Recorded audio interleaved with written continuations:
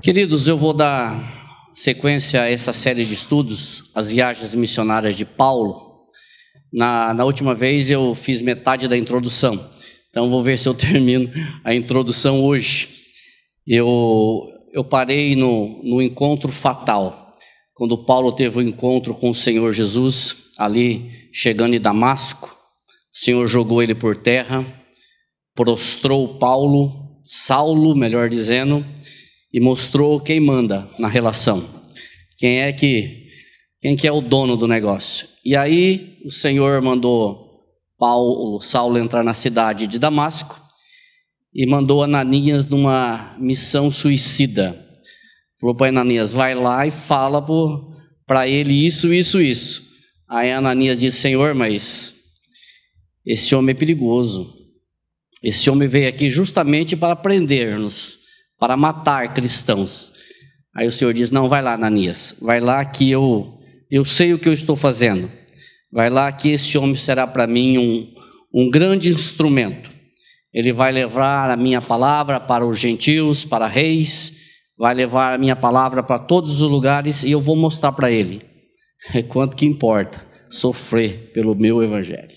E a gente conhece um pouquinho de Saulo, e eu parei aí.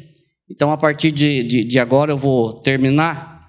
Antes de nós entrarmos nas viagens missionárias dele, eu disse que nós íamos estudar um pouquinho Saulo, um pouquinho da vida de Saulo. E eu disse também no último encontro que, quando nós olhamos para Paulo, nós achamos que nós temos uma visão cristianizada dele. Ou seja, parece que ele já nasceu crente, ele já nasceu pregando o evangelho desde o ventre da mãe. Só que a primeira vez que nós encontramos Saulo na Bíblia é justamente no assassinato de Estevão. Lá para frente ele fala circuncidado ao 8º dia, tudo bem. Mas a primeira aparição de Saulo na Bíblia foi aplaudindo e concordando com aqueles que estavam apedrejando Estevão. Então a vida de Saulo, antes do Senhor o alcançar, não é um exemplo para ser seguido. Depois que o Senhor o alcançou, tudo bem. Mas antes era uma vida como tantas outras pessoas que nós conhecemos.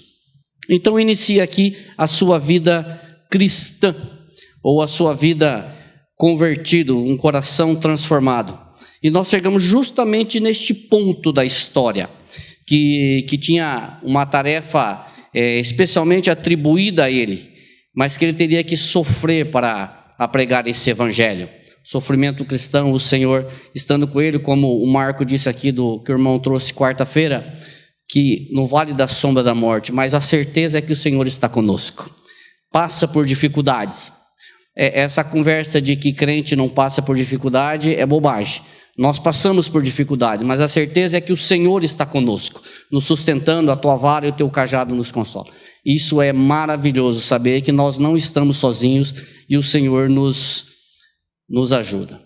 Então, depois dessa chegada em Ananias lá na cidade de Damasco, a Bíblia diz que imediatamente depois de ser batizado, Saulo começou a pregar o evangelho na cidade de Damasco. Temos aqui a série de perseguidor a perseguido. E aí o primeiro texto que eu vou colocar é esse texto aqui de Atos 9, de 19 a 22, que diz assim, e tendo tomado alimento, ficou fortalecido. Depois demorou-se alguns dias com os discípulos que estavam em Damasco. E logo nas sinagogas pregava Jesus, afirmando que este era o Filho de Deus. Todos os seus ouvintes pasmavam e diziam: não é este o que em Jerusalém perseguia os que invocavam esse nome? E para isso mesmo veio aqui, para os levar presos aos principais sacerdotes? Saulo, porém, se fortalecia cada vez mais e confundia os judeus que habitavam em Damasco, provando que Jesus era o Cristo. Irmãos, o livro de Atos dos Apóstolos é maravilhoso, só que ele deixa escapar alguns detalhes, que aí nós vamos buscar lá em Gálatas, esses complementos, e você encaixa no livro de Atos outras passagens que foi escrito a respeito de Paulo, ou escritos dele mesmo, cartas dele mesmo. Então você busca lá e para trazer aqui. Os estudiosos dizem que de Gálatas 9:20 a Gálatas 9:22 passaram 3 anos. Gálatas 19:20 diz assim: e logo ele pregava na sinagoga afirmando que Jesus era o Cristo. E lá no 22 ele diz: ele provava que Jesus era o Cristo. Ou ele demonstrava que Jesus era o Cristo. Nesse período, aproximadamente de 3 anos, é o período que ele vai para as Arábias. É um período que Paulo se refugia num local que ninguém sabe. Ele vai para as Arábias. Uns dizem que ele viveu com os essênios, outros dizem que ele viveu nas tribos de beduínos, outros dizem um monte de coisa, mas a Bíblia não diz nada, absolutamente nada. Foram mais de 1000 dias de total silêncio na vida de Paulo. Se você pegar esse período aí de 3 anos, que aí eu vou trazer o seguinte, a Bíblia não diz também, coincidentemente ou não, é o mesmo período que Jesus gastou com os seus discípulos. Então, a Bíblia não fala isso, tá? Eu não estou dizendo, mas aí tá. Coincidentemente, alguns escritores, alguns estudiosos dizem, coincidentemente ou não, é o mesmo período que Jesus gastou com os seus discípulos. Então, Paulo vai para a região das Arábias e fica ali aproximadamente 3 anos. Fazendo o quê? Também não sei, mas os estudiosos dizem que ali o Senhor estava tratando com ele. Possivelmente nesse período ele tenha lido toda a lei, ele tenha lido todo o Novo Testamento. Ali, possivelmente nesse período, o Senhor tenha revelado a graça a Paulo. O Senhor tratou com ele nesse período. Um período eu coloquei aqui um retiro espiritual de Saulo. Período que o Senhor tratou com ele, tratou no coração dele. Um período de aprendizado, porque ele trazia toda uma carga da lei. Ele diz lá, eu era fariseu, eu avantajava muitos aos jovens da minha idade, ou seja, eu era irrepreensível. Então, estou dizendo aqui também o que a Bíblia não diz, mas um aprendizado, talvez tirar aquela carga da lei e dizer só, não é por aquele Deus que você cria, é a graça que eu vou te ensinar. Então, um período aí de 3 anos que a gente só fazemos assim alguns exercícios mentais, mas foi um período que Paulo esteve ausente lá na região das Arábias. E aí ele volta para Damasco e ele prega, só que agora ele tem um problema, já começa a enfrentar alguns problemas, porque os líderes judeus que haviam sido seus amigos anteriormente, que até alguns tinham incentivado a prender os cristãos, agora já são seus inimigos. Olha a coisa que muda rapidamente. Aqueles que eram da sua patota, aqueles que eram dos seus amiguinhos, agora já não são mais os seus amiguinhos. Muito pelo contrário, já querem matá-lo. Já procuram matar Paulo, porque Paulo já está pregando o evangelho. Quando ele volta deste período da Arábia de 3 anos, a Bíblia diz que ele volta fortalecido, e aí ele demonstra, ele prova que Jesus é o Cristo. E em qual escritura que ele prova? Justamente no Velho Testamento, na lei, nos profetas, nos salmos, nos escritos do Velho Testamento. E aí Atos 9, 23 e 24 diz assim: decorridos muitos dias, os judeus deliberaram entre si tirar-lhe a vida. Porém, o plano deles chegou ao conhecimento de Saulo. Dia e noite guardavam também as portas para o matarem. Olha o plano dos caras. Eles queriam matar Paulo de qualquer jeito. Eles guardavam até as portas, para ver se tinha uma oportunidade plausível de matar este que era um líder deles anteriormente, que foi para Damasco com autorização dos principais sacerdotes para prender os cristãos. Estes que deram carta, deram autorização para isso, agora procura matar aquele que pregava o evangelho. Aqui é interessante que aquele que arquitetava planos para matar cristãos, agora é alvo de planos contra a sua vida. Aquele que tinha, não, porque qual era o plano dele antes dele pedir a carta lá para o sumo sacerdote, lá para os líderes? O meu plano é ir de cidade em cidade, entrar nas sinagogas, entrar nas casas, e todo cristão que eu encontrar eu vou prender e vou trazer preso. Esse era o plano. Só que o plano virou, por isso que a mensagem é de perseguidor a perseguido. Agora, o plano daqueles judeus era justamente matar ele. Então, ele tinha arquitetado um plano e agora esse plano se virou contra ele. Agora, ele já não podia sair de casa, não podia mais andar livremente, porque se ele saísse de casa, ele era morto. Ele já causava raiva em muitas pessoas, ele causava ódio em muitas pessoas. E a Bíblia nos diz lá no livro de João, diz assim, se o mundo vos odeia, sabei que primeiro do que a vós me odiou a mim. Jesus falando isso. Se fosseis do mundo, o mundo amaria o que era seu. Mas porque não sois do mundo, antes eu vos escolhi do mundo, por isso é que o mundo vos odeia. Percebe que até o momento que Paulo perseguia, todo mundo queria. Mas a partir do momento que ele começa a pregar, as pessoas começam a ter ódio dele. As pessoas dizem assim, que Paulo começa a pregar primeiro os cristãos. Depois ele começa a perseguir a igreja dos cristãos. Depois ele tenta perseguir o Deus dos cristãos. Aí a hora que ele encontra esse Deus dos cristãos, aí ele passa a fazer parte dos cristãos. Só que agora ele é odiado. E é interessante que, enquanto ele perseguia, as pessoas o aplaudiam. Agora que ele prega o evangelho, as pessoas o odeiam. E qualquer coincidência, qualquer semelhança não é mera coincidência. Não sei se alguém já chamou você de louco, mas quando você vive num mundo totalmente depravado, totalmente idólatra, totalmente fazendo as coisas que o diabo quer que você faça, aí todo mundo te aplaude, é teu amigo. Mas o dia que o Senhor te chama, converte o teu coração e você prega a palavra do Senhor, aí as pessoas te odeiam. Até o dia, enquanto você está mostrando todos os vídeos podres, as pessoas fazem roda para ver aquele vídeo. O dia que você começa a mostrar a palavra do Senhor, todo mundo sai correndo e chama você de louco. Paulo passou por isso. E nós passamos e vamos passar por isso em outras vezes.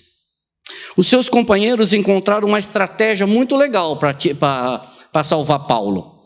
Eles colocaram Paulo num cesto. Olha que legal. Mas os seus discípulos tomaram-no de noite e colocando num cesto, desceram pela muralha. Irmãos, vamos falar a verdade. Pensa nesta cena. Pensa no cara que era Saulo, cheio de pompa, cheio de autoridade, cheio de... Você está pensando que está falando com quem? Charles Swindoll diz assim, o cara que vai prender os discípulos com uma carta de autoridade é salvo num cesto fedido de peixe. Esse cara é salvo num cesto, descido, eu acho que eu tenho aqui, deixa eu ver se eu coloquei aqui. Vocês conseguem ver legal? É mais ou menos isso daí, mais ou menos isso daí. O cara que vai para uma cidade para matar, para prender, tinha autonomia para entrar, para fazer cristãos blasfemarem contra o nome do Senhor. Tinha o crachá, eu falei, tinha o crachá de chegar, mostrava o crachá, todas as portas se abriam. Foge da cidade desse jeito aí, num cesto fedido de peixe. Talvez nós precisamos às vezes passar por um cesto fedido de peixe para nos colocar nos nossos lugares. Às vezes o Senhor nos coloca em cestos de peixes, irmãos, para a gente entender quem é que manda.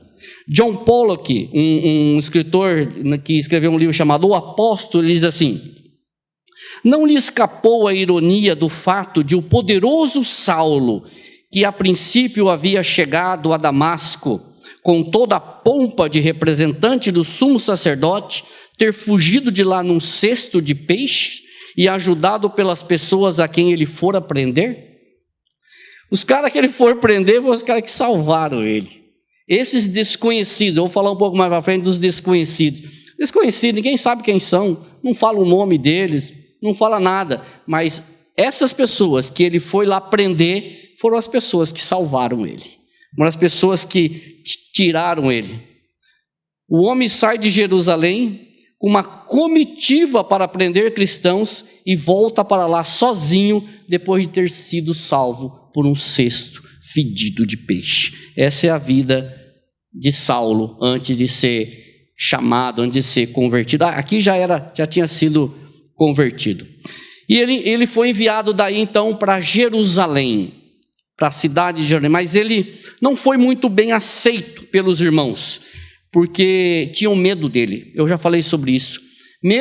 Olha para você ver como é que Saulo era uma pessoa que as pessoas tinham medo dele. Mesmo depois de convertido, ele chega em Jerusalém, as pessoas tinham medo dele, por causa da fama dele. Não acreditaram nele, acharam que ele estava com alguma trama para chegar perto dos irmãos, descobrir quem eram os cristãos e prender os cristãos. Eles não acreditaram, em princípio, que ele era cristão. Mas, novamente, um desconhecido salva ele, Barnabé. Quantos desconhecidos na vida de Saulo? Quantos desconhecidos na vida de Paulo? Barnabé sabendo da história, ele vai e pega Paulo e leva para junto dos apóstolos. Isso está escrito em Atos 9, 26 a 27. Tendo Saulo chegado a Jerusalém, procurava juntar-se aos discípulos, mas todos o temiam, não crendo que fosse discípulos. Que situação! A pessoa, você querer se juntar com os irmãos, está sozinho, e os irmãos não aceitar você, porque duvidar de que o Senhor tenha te convertido o teu coração. Mas então Barnabé, tomando-o consigo, o levou aos apóstolos, e lhes contou como no caminho ele vira o Senhor, e que este lhe falara, e como em Damasco pregara ousadamente em nome de Jesus. Barnabé já conhecia Saulo. Barnabé já tinha visto Saulo pregar. Barnabé já tinha visto ele lá em Damasco, antes dele ir para as regiões das Arábias, ou depois dele ter voltado da Arábia. Então Barnabé sabia da vida desse irmão, e pegou ele e levou para os irmãos, e como assim, dizendo: olha, eu conheço ele, o que vocês estão pensando dele está errado. Eu conheço ele, o Senhor o converteu. Lá na região, na entrada de Damasco, o Senhor fez isso na vida dele.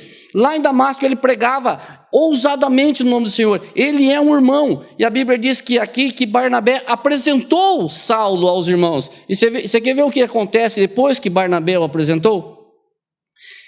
Estava com eles em Jerusalém, entrando e saindo, pregando ousadamente em nome do Senhor. Perceba que é Atos 9, 28. Atos 9, 27 e 9, 26 diz que eles tinham medo. Atos 9, 28, ele já entrava e saía e já era reconhecido como irmão.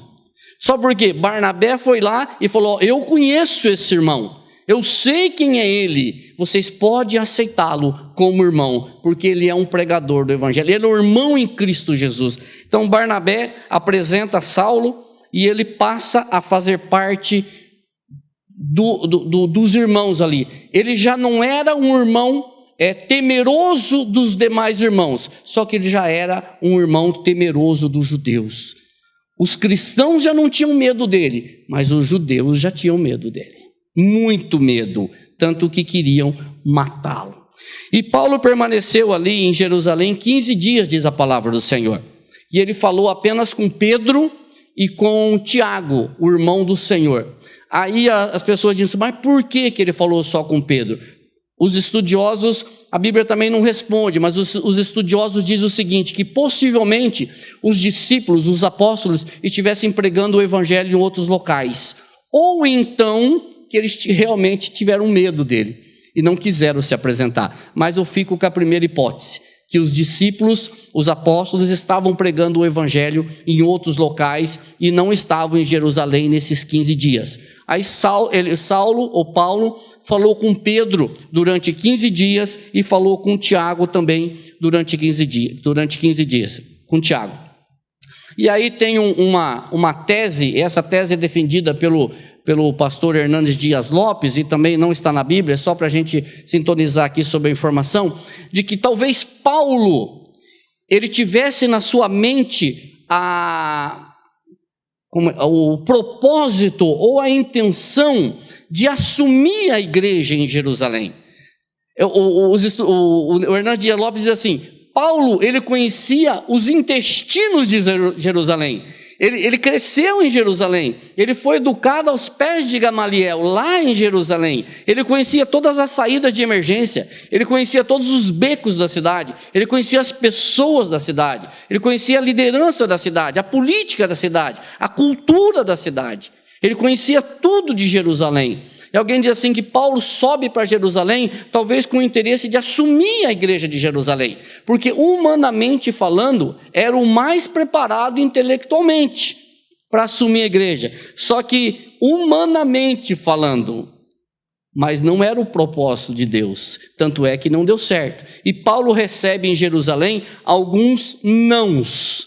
O primeiro não que ele recebe em Jerusalém é dos irmãos, que não receberam como irmão, ou tinham medo dele. Então o primeiro não que Saulo recebe é justamente esse: ele não é abraçado como irmão em Jerusalém. Então os irmãos o expurgam, ele não é recebido lá, só Pedro e Tiago que recebem, tinham medo dele. Um segundo não é que muitas pessoas queriam matá-lo, muitos judeus queriam matá-lo. Então era perigo para ele ficar em Jerusalém. Ele não podia ficar ali. Se ele tivesse permanecido em Jerusalém, possivelmente a vida dele seria uma vida muito mais curta do que ele teve, porque ele era perigoso aos olhos dos judeus, e eles queriam matá-lo. Não vai ficar aqui. Eu não te chamei você para pregar o evangelho aqui em Jerusalém. Mas ele me disse, Paulo falando sobre o Senhor: vai, porque eu te enviarei para longe aos gentios. Essa é a palavra do Senhor para Paulo. Não era em Jerusalém, era para longe aos gentios. Mas Paulo era um camarada teimoso, bem teimoso, e ele não foi. Ele ficou em Jerusalém. Ele ficou ali mais um tempo. Aí os irmãos, como viam que ele não ia, os irmãos mandaram ele embora, levaram ele. Alguém diz o seguinte, que ele saiu de Jerusalém da mesma forma que Ló saiu de Sodoma e Gomorra, ou seja, sai ou sai, entendeu? Você tem que ir embora. E aí os irmãos os levaram. Tendo, porém, isso chegado ao conhecimento dos irmãos, o que chegou ao conhecimento dos irmãos? Que os essênios, que os gregos queriam matá-lo, que os judeus queriam matá-lo. Então levaram-no até onde? Até Cesareia, e dali o enviaram para Tarso. Já a gente chega nessa cidade grande.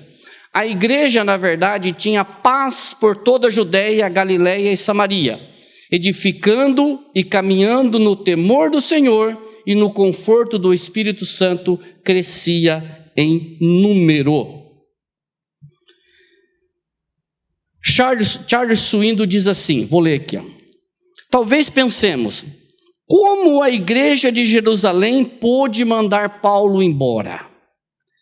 Como que uma igreja como aquela pôde dispensar um cara como Paulo? Já pensou? Cheio do Espírito Santo, eloquente, conhecedor da palavra. Que experiência que tinha esse homem. Como que a igreja errou em mandar Paulo embora? Eles perderam muito. Por outro lado, devemos pensar assim: o segredo da igreja daquela época e de hoje não é um indivíduo notadamente cheio de dons, como era o caso de Paulo. O segredo da bênção e da saúde de uma igreja daquela época e de hoje é o dono dela, o Senhor Jesus. Ele não precisa de mim, eu preciso dele. Qualquer um, se tivesse Paulo naquela igreja e dizer, vou abraçar, este é o homem. O dono da igreja não é Paulo, o dono da igreja é Jesus Cristo. Se você olhar aqui, no final do versículo 31, diz assim, edificando e caminhando aonde? No temor do Senhor e no conforto do Espírito Santo, crescia em número. Quem acrescenta é o Espírito Santo. Quem faz a igreja crescer, quem faz a igreja ser uma bênção, quem faz a igreja multiplicar é o Senhor. Nós percebemos muitas técnicas para encher a igreja, mas o verdadeiro crescimento da igreja espiritual, santa, séria, É o Senhor que proporciona. No conforto do Espírito Santo. Não é Paulo, não foi Paulo. Paulo foi só um que o Senhor usou. Da mesma forma, reservado às suas proporções, às suas enormes, gigantescas proporções, Ele usa eu também e você também. Mas o Senhor usou Paulo para um trabalho específico, como Ele usa você para pregar para o teu vizinho. Então, quem dá o crescimento da igreja, o dono da igreja, não é Paulo, não é o Marco, não é o Flávio, não é Sérgio, não é o Fernando, não é ninguém. O dono da igreja é Jesus Cristo. Da igreja do Senhor é Jesus Cristo. Quem acrescenta é o Senhor. É no conforto do Espírito Santo, não no conforto do ar-condicionado, mas é no conforto do Espírito Santo. E que cidade é Tarso? Agora ela aparece de novo. Percebe? Eu ia colocar o mapa aqui, esqueci. Sai de Tarso, vai para Jerusalém, vai para Damasco, volta para Jerusalém, volta para Tarso. É como se o Senhor falasse assim para Paulo: Paulo, faça as malas, faz as malas que você vai para casa, você vai voltar para casa. E aí, irmãos, quanto tempo ele ficou em Tarso? Mais ou menos 10 anos. De molho. Eu e você não esperamos nem o sinal ficar vermelho ou verde, que nós já ficamos emburrados. Se a pizza demora um pouquinho mais, nós já reclamamos. Não é isso? Se a fila lá do banco, eu vou falar do banco hoje, se a fila do banco demora um pouquinho para andar, nós já ficamos irritados. 10 anos aqui foi um estudo, mas mais que 5, mais que 8, sim, de molho. Fazendo o que? Também não sei, mas ficou de molho. Às vezes nós precisamos pegar esse molho, ficar aprendendo, para depois tentar ensinar alguma coisa. Mais um tempo de aprendizado. Paulo ficou ali em Tarso. Até que Barnabé de novo, na vida desse homem. Até que Barnabé estava lá em Antioquia, o trabalho estava maravilhoso em Antioquia, ele lembrou de Paulo. Falou: vou buscar aquele cara, vou atrás daquele cara. E ele foi. Está aqui, ó. Partiu, pois, Barnabé para Tarso em busca de Saulo, e tendo-o achado, levou para Antioquia. E durante um ano inteiro, reuniram-se naquela igreja e instruíram muita gente. E em Antioquia, os discípulos foram chamados pela primeira vez de cristãos. Ali em Antioquia que os discípulos foram chamados de cristãos. E agora Paulo está de volta ativa. Durante todo esse período que ele ficou de molho, agora ele volta, ele está na ativa. E eu quero ir para a conclusão da minha introdução, dizendo que durante um ano, quase que certamente próximo desse tempo, lá em Antioquia, olha, os planos do Senhor são maravilhosos, são maravilhosos. Ele estava em Antioquia ali pregando durante um ano, era uma bênção, a igreja estava crescendo, aí o Senhor vai e coloca uma fome muito grande no mundo. E ali desceram de Jerusalém para Antioquia alguns profetas, e um profeta chamado Ágapo profetizou que haveria grande fome em todo o mundo, e o que aconteceu justamente na época de Cláudio, e haveria fome ali na Judéia, e ali começa a vida de Paulo como missionário. Naqueles dias desceram profetas de Jerusalém para Antioquia, e levantando-se um deles por nome Ágabo. Esse Ágabo aqui é o mesmo Ágabo que quando Paulo fala que vai para Roma, lá em Atos não sei aonde, que esse cara pega os cintos e ata os pés de Ágabo e diz assim: isso vai acontecer com o dono desse cinto quando ele subir para Roma. E Paulo diz assim: eu estou disposto a morrer pelo evangelho. É o mesmo profeta. Então, profeta que profetizava e as coisas aconteciam. Por nome Ágabo, dava a entender pelo Espírito que haveria uma grande fome em todo o mundo. E isso aconteceu no tempo de Cláudio César. Então, o profeta profetizou e realmente acontecia. E os discípulos determinaram mandar, cada um conforme o que pudesse, cada um conforme o que pudesse, socorro aos irmãos que habitavam na Judéia.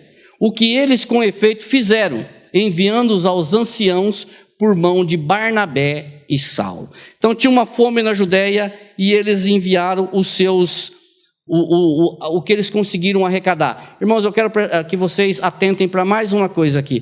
Perceba que não é Saulo e Barnabé, é Barnabé e Saulo. Quem comandava a missão era Barnabé. Mais uma vez, Saulo fica na reserva. Os jogadores de plantão aí, Wagner, Kleber, Tim, sabem muito bem que ficar na reserva é ruim, né? É verdade. Principalmente quando o cara que está jogando é pior que você, né? Mas ficar na reserva não é bom. Mas não que Barnabé fosse pior que Saulo, longe disso. Eu estou fazendo uma ilustração aqui. Mas quem comandava era Barnabé. O pastor experiente aqui era Barnabé. Saulo estava aprendendo, estava a tiracolo ali, aprendendo como é que se fazia o negócio. E eles foram para essa viagem aqui, lá em Jerusalém. Então, a partir daí, começa as viagens missionárias de Paulo. Essa viagem não é considerada como uma viagem missionária. Ele foi apenas levar os donativos aqui.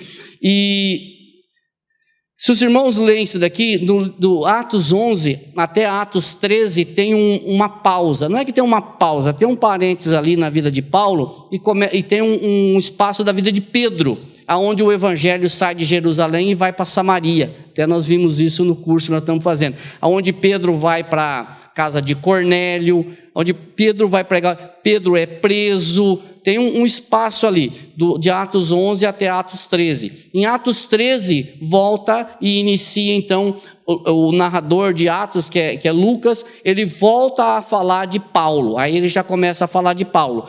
Mas ele termina essa primeira etapa na vida de Saulo em Atos, no capítulo 11, versículo 27 a versículo 30, que ele diz assim que eles foram levar os donativos para os irmãos lá da Judéia. Irmãos, o que nós podemos aprender com isso? Primeiro, para Deus não há impossível. Se você conhece alguém ruim, mais ruim mesmo, mais ruim, você pode colocar do lado de Paulo. Eu acho que nem mesmo os discípulos, se fosse conversar com eles, acreditariam que o Senhor pudesse converter Paulo.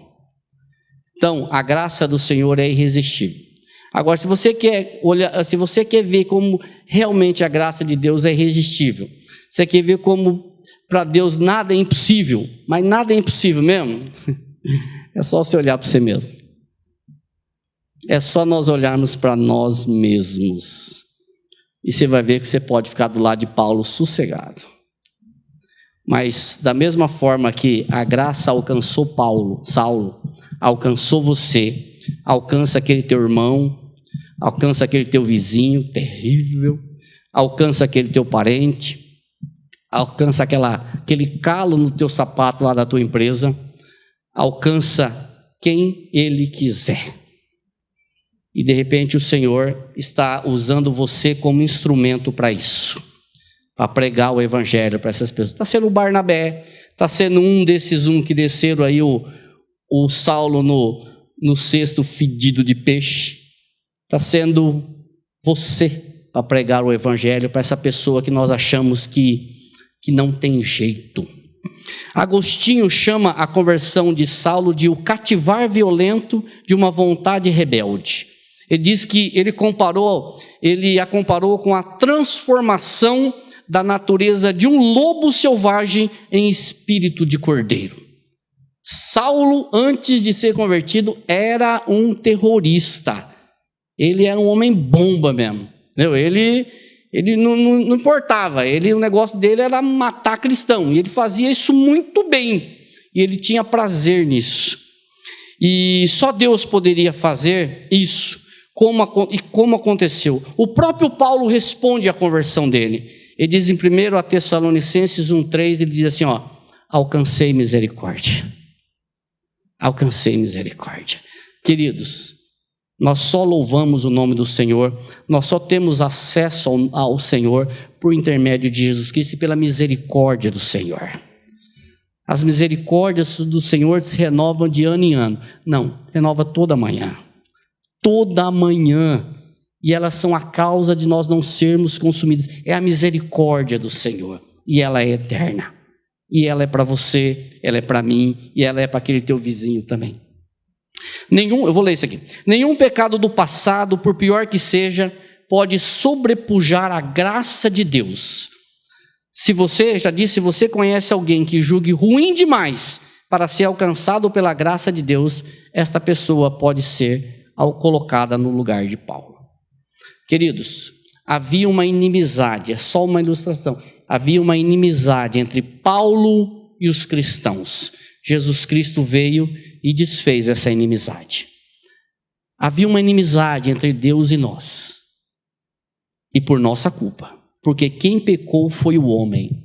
Até eu estava falando quarta-feira lá no nosso estudo lá, o ofendido foi Deus, foi nós que ofendemos Deus com o nosso pecado, e foi o ofendido que buscou reconciliação. A Bíblia diz que Deus estava em Cristo reconciliando consigo o mundo. Irmãos, a reconciliação de Deus está em Cristo. Novamente, o Senhor Jesus Cristo veio e desfez a inimizade que havia entre Deus e nós. O Marco leu aqui, o véu do santuário foi rasgado de alto a baixo. Aquilo simbolizava uma entrada impossível ali, mas quando ele foi rasgado, nós temos acesso ao Pai por intermédio de Jesus Cristo. Amém? Deus abençoe.